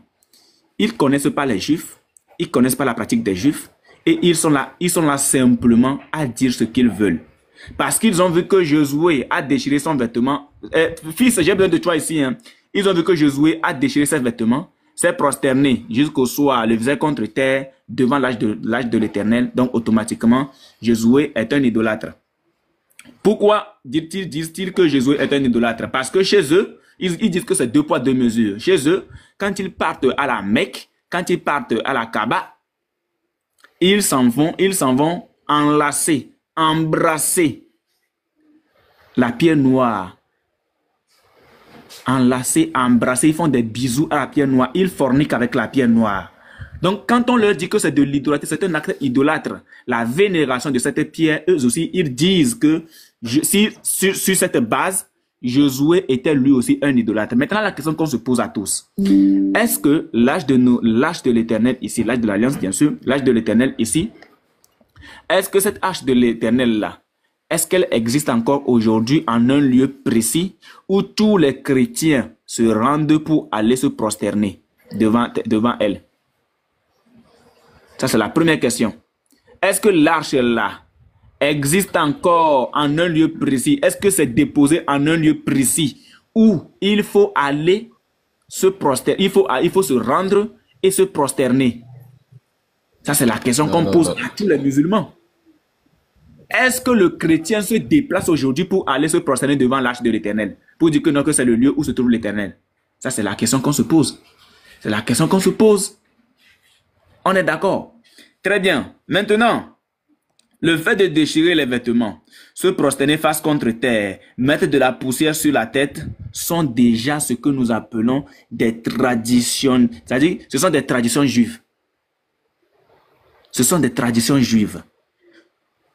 Pour faire quoi? Pour montrer d'abord un deuil, la soumission à Dieu, ou encore ce qu'ils appelaient la détresse spirituelle. On va prendre certains exemples de la Bible et montrer ce que cela voudrait dire. C'est Josué combien? Josué 7,6. Josué 7,6. Alors, on prend la Genèse 37, le verset 34. La Genèse 37, le verset 34. Parce que eux là, comme ils sont des idolâtres, ils vont dire, ouais, nous aussi on a trouvé quelque chose dans la Bible, vous aussi vous êtes des idolâtres. Bon, ils disent que Josué, c'est encore mieux, hein. Les frères, ils disent pas que nous les chrétiens, nous sommes des idolâtres, mais ils disent que Josué était idolâtre. Heureusement, ils n'ont pas dit que ce sont les chrétiens. Heureusement, ils n'ont pas dit que ce sont les chrétiens qui sont idolâtres. Mais ils disent que c'est Josué qui était l'idolâtre. Sauf que Josué n'a jamais été idolâtre. Josué n'a jamais été un idolâtre. Merci pour le tapotage. Hein. On est allé très très loin même d'ailleurs. Voilà. Alors, Genèse 37, le verset 34. À partir du verset 33, Jacob l'a reconnu et dit. Déjà, ça c'est concernant la mort. Bon, enfin, le soi-disant bien sûr, lorsque les frères vont faire croire à Jacob que Joseph était décédé.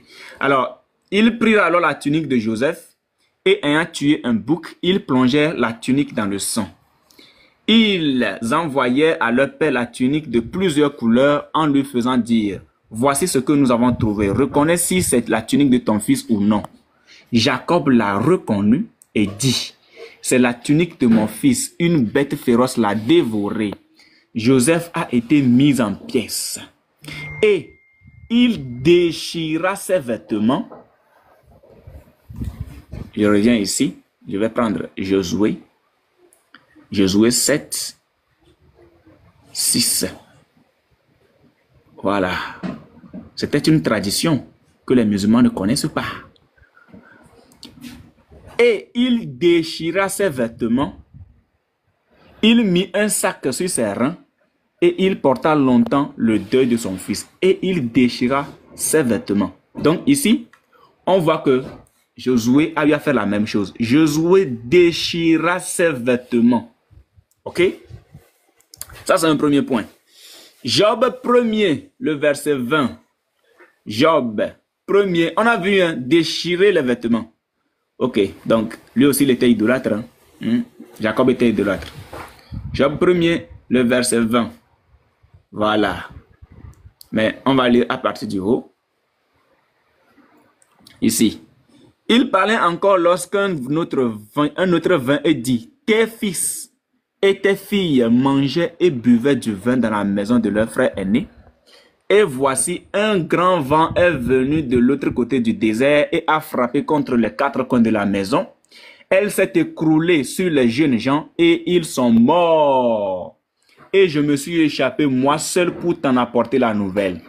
Alors, Job se leva, déchira son manteau et se rasa la tête, puis se jetant par terre, il se prosterna. Donc, Job a fait la même chose et dit... 2 rois 5 maintenant. On va y aller, frère. Et dit, je suis sorti nu du sein de ma mère, et nu je retournai dans le sein de la terre. L'Éternel a donné et l'Éternel a ôté. Que le nom de l'Éternel soit béni. En tout cela, Job ne pécha point et n'attribua point d'injustice à Dieu. Donc ici, de la même manière que Josué déchira ses vêtements, Jacob, lorsqu'il apprit la nouvelle ou encore le décès de Joseph, soi-disant bien sûr, il déchira ses vêtements. C'était une tradition pour célébrer un deuil. Il déchira ses vêtements. De la même manière, Josué se prosterna jusqu'au soir, le visage contre terre devant l'âge de Noé, lui et les anciens. De la même manière, Job, lui aussi, d'abord déchira son manteau. Ensuite, se jetant, je saute là, se jetant par terre, il se prosterna. Donc, ce qui veut dire qu'en réalité, c'était une tradition chez les Juifs. Oui, frère, tu as donné combien? On prend 2 Rois chapitre 5, le verset 6 à 8. Ok. On y va.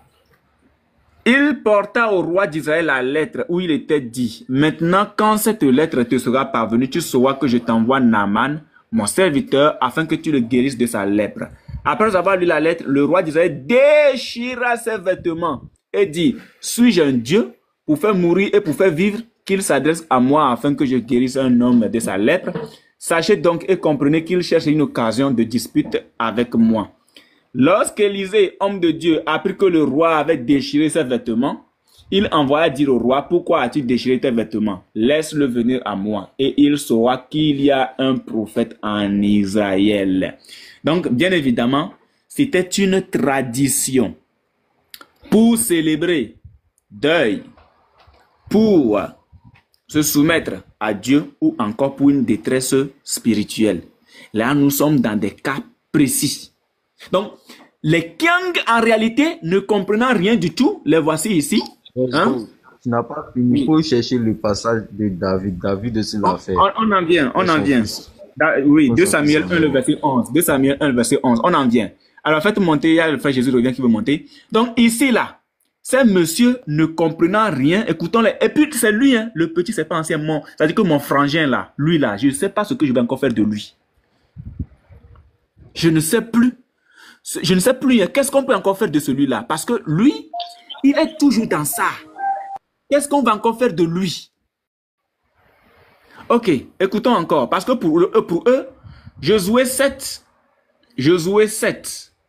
le verset 6, lorsque Josué déchire ses vêtements, se prosternant jusqu'au soir le visage contre terre devant l'âge de l'Éternel, lui et les anciens d'Israël, pour eux, et ils se couvraient la tête de poussière, pour eux, effectivement, Josué était un idolâtre comme eux, quand ils vont à la Mecque et qu'ils font ceci. Quand ils vont à la Mecque et qu'ils font ceci là, voilà, et qu'ils se battent juste pour aller forniquer avec la pierre noire, eux, ils pensaient qu'effectivement, Josué avait fait la même chose. Très bien, nous allons évoluer. Bon, on écoute avant un tout petit peu la vidéo. Hein. Allons-y. Voilà. Il s'est prosterné. Et attends. Tu sais, selon notre sœur Hiram, Josué est un idolâtre. Sabrina, en fait, le texte là, non seulement on dit qu'il était prosterné, puis on dit, on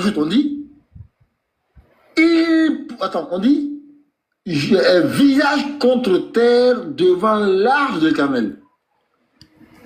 Quand on dit, tu t'es prosterné, sans ajouter visage contre terre, c'est autre chose. Là, on dit prosterné, puis on ajoute le visage contre la terre. Et ça suffisait pas. Il a même frotté la poussière après. Ça suffisait pas. Il n'était pas assez prosterné. Mais c'est clair. Voilà. C'est clair.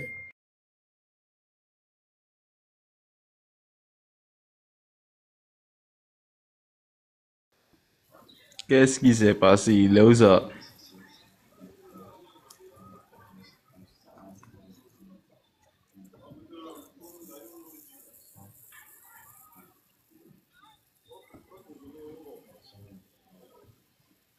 Moi, c'est pourquoi moi je dis que ce sont des petits plaisantins, quoi. Quand le boy va finir, il va donner juste un verset. Ok, les frères, voilà, vous ne soutenez pas le live. Vous ne tapez, bon, enfin, le tapotage autre, je suis d'accord. Vous ne soutenez pas le live et tout. Ça va le deuxième compte qui est parti ce matin. Hein. Je sais pourquoi je ne monte pas avec, comment on appelle-t-on? Je ne voudrais pas faire le live avec ce compte-là. Le compte haute là, je ne voudrais pas faire le live avec. Imaginez, si c'était avec ce compte, le live est déjà sauté depuis. Hein. Si c'était avec ce compte, le live est sauté depuis. Ça fait pratique, ça fait le deuxième compte qui est parti ce matin. Dans cette réfutation-là, ça fait le deuxième compte qui est parti. Soutenez le live, c'est-à-dire au moins montrer quand même à l'algorithme TikTok que le live est intéressant. Vous voyez, montrer quand même à l'algorithme TikTok que le live est intéressant. On ne dit rien de grave, on ne dit rien de mal, mais deux comptes, hein. Le compte de la VA vient de partir aussi. Donc, il faut que je voie s'il y a un compte avec lequel je peux monter. Non, je ne crois plus parce que là, je peux monter avec un compte, mais je n'ai pas encore mis l'abonné dessus pour ouvrir la caméra, malheureusement. Malheureusement. Attendez, je reviens. Les frères, allez-y, allez-y. Petit marteau, pasteur. Ok. Moi, je vais dire... Oui, oui, oui, bien sûr. Un compte est déjà parti. Le compte qui a été signalé la dernière fois, je l'ai repris hier. Ce matin, ils l'ont signalé, c'est parti. Ils l'ont signalé ce matin, c'est parti. Ouais. Les gens même n'ont plus rien à faire. Ah, je t'ai dit, pasteur. Donc, moi, j'ai eu la grâce la dernière fois. 2 fois, ils ont sauté mon compte. Même, on saute, je conteste, on me ramène, je viens encore, on saute, je conteste, on m'a donné la victoire. Et les gens, au lieu de nous affronter dans les arguments, mais de sauter les comptes. C'est du n'importe quoi. Ok, boy, voici le verset. Regarde déjà comment le verset est trop facile. Au fait, l'arche de l'alliance a été placé dans le lieu saint, très saint, le saint des saints, mais le lieu très saint. Et c'est dans le lieu très saint que Dieu descend, en fait. Oui, frère, en fait, je veux qu'on y aille progressivement. On parle d'abord, voilà, je veux qu'on y aille progressivement. On parle d'abord de cette coutume selon laquelle les Juifs à l'époque, bien sûr, comment appelle-t-on là, les Juifs à l'époque, lorsque ils sont en deuil et tout, ce qu'ils faisaient, la tradition, et ensuite on vient maintenant avec l'arche de l'alliance. Voilà, on parlera maintenant de l'arche de l'Éternel juste après. Voilà, on parlera de l'arche de l'Éternel juste après. Donc on va y aller progressivement. Attendez. Ok, attendez. Il y a un frère qui a un compte là, je vais monter avec. Sinon, tous mes comptes sont partis. Hein. Tous mes comptes sont partis. Je vais voir celui-là. Je peux dire quelque chose pour descendre rapidement. Non, allez-y. En attendant que je puisse monter avec notre compte. Petit Mato, Andropo, tout le monde, shalom, shalom. Que Dieu vous bénisse. La vidéo que tu as même montrée là prouve que les musulmans ne connaissent pas leur religion. Quand son prophète est allé à Kaïba, détruit là-bas, fini avec la famille de Safia, la femme qu'il a empoisonnée là. Quand la femme là est sortie, elle a vu le travail que leur prophète a fait. Qu'est-ce qu'elle a fait? Elle a pris la poussière comme ça, commencé par pleurer, met sur la tête. Vous voyez? Et le prophète de retour a dit, débarrassez de moi cette sorcière. C'est après qu'il a mis son voile. Il a quelque chose qui met sur son épaule. C'est après qu'il a mis ça sur elle que c'est pour elle. Hein? Elle ne connaît pas leur religion. Ces gens-là ne connaissent pas. Moi, si c'est une fois, je vais lui demander, est-ce qu'il est en train, Safia est en train d'adorer les cadavres qu'elle a vus, ou bien son prophète là. Ceux-là ne connaissent pas leur religion. C'est de la Syrah. Oh, vraiment, ils viennent ici nous déranger pour rien seulement. Allez apprendre vos religions, allez apprendre ça. Maîtrisez votre maison d'abord avant de venir. Ça dit nettoyer, balayer propre avant de venir critiquer les autres. Vous ne connaissez rien de la Bible.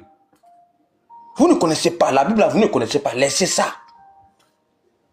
Merci les frères, c'est ce que je veux dire.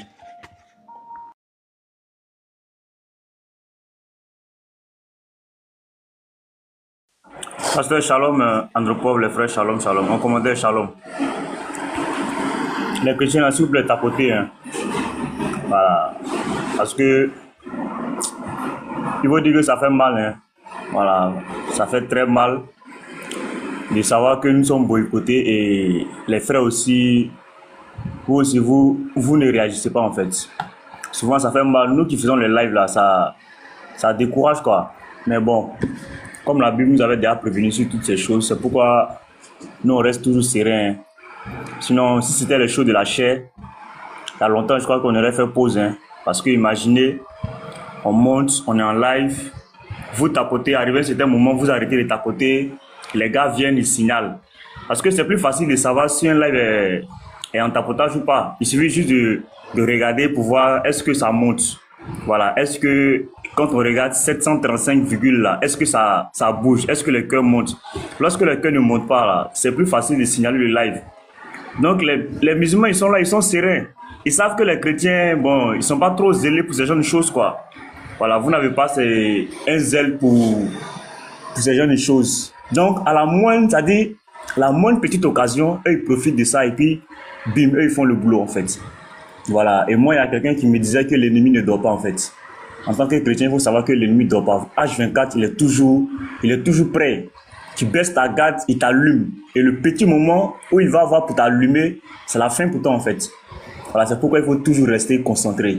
On ne vous dit pas de tapoter constamment, mais lorsque vous tapotez, quand vous faites pause, n'oubliez pas de retapoter, en fait. Voilà, parce que vous avez vu, 2 comptes sont partis. Et c'est triste, même si on ne vous dit pas, ça fait mal, en fait.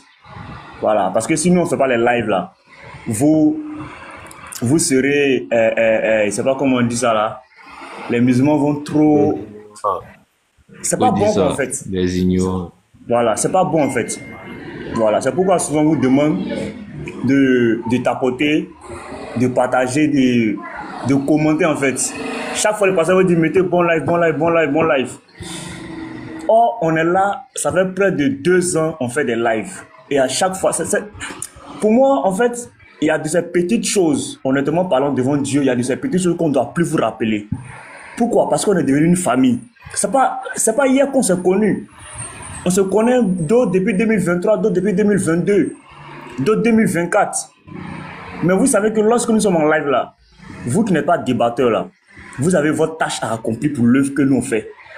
Parce que ne pensez pas que c'est nous seulement qui faisons le boulot. Non. Vous en commentaire, vous faites le boulot autant que nous. Voilà, il n'y a pas quelqu'un ici qui fait le boulot que l'autre, ou il n'y a pas quelqu'un sur un panel qui est plus important que l'autre. Juste que chacun occupe un rôle, chacun a son rôle. Voilà. Et chacun a son rôle et chacun doit s'occuper de son rôle. Chacun doit être zélé à la tâche dans laquelle le Seigneur l'a confié, en fait. Si le Seigneur t'a mis à cœur à fouetter les musulmans en commentaire, alors prends cela avec zèle. Et un zèle à les fouetter lorsque tu les vois en commentaire. Lorsque tu te sens à l'aise quand tu viens sur le panel et puis tu partages. Quand tu es là, partage.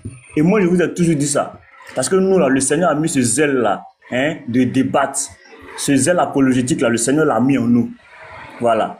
Donc, on le prend avec amour et on le fait avec amour, en fait. Mais vous, à chaque fois, on doit vous dire tapoter, on doit vous dire commenter.